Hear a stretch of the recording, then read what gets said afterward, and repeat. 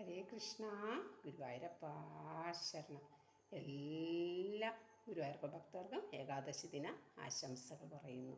ഗുരുവായൂർ ഏകാദശി ഒത്തിരി പ്രത്യേകതകൾ നിറഞ്ഞതാണ്. ഭഗവാൻ അർജുനന് ഗീതോപദേശം നൽകിയ ദിവസമാണ്. ഭഗവാൻ ഗുരുവായൂർ പ്രതിഷ്ഠ നടന്നു. ലക്ഷ്മി തുളസി ഭഗവതിക്ക് പ്രാധാന്യമുള്ള ദിവസമൊക്കെയാണ് ഈ ഗുരുവായൂർ ഏകാദശി. ഈ ഗുരുവായൂർ ഏകാദശിയിൽ ആ പുണ്യഭൂമിയിലെത്താൻ ആഗ്രഹിക്കുന്ന എല്ലാ മനസ്സുകളെയും ഭഗവാൻ അനുഗ്രഹിക്കട്ടെ എന്നും അവിടെ എത്തിക്കട്ടെ എന്നും ഞാൻ പ്രാർത്ഥിക്കുന്നു.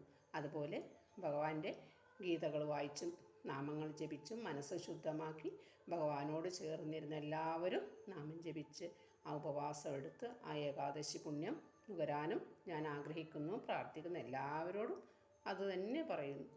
തുളസീദേവിയും എല്ലാം നമ്മളെല്ലാം അനുഗ്രഹിക്കട്ടെ എന്ന്. അതുപോലെ ഭഗവാന്റെ യോഗമായ ദേവിയായി വന്ന ആ ഭഗവതിയെ ഭഗവാൻ ഏകാദശി എന്ന പേരിൽ വിളിച്ച് എന്നും ഓർമ്മിക്കാൻ വേണ്ടി നമ്മളുടെ മുന്നിലേക്ക് തന്നതും ഈ ഗുരുവായൂർ ഏകാദശി ദിവസമാണ്.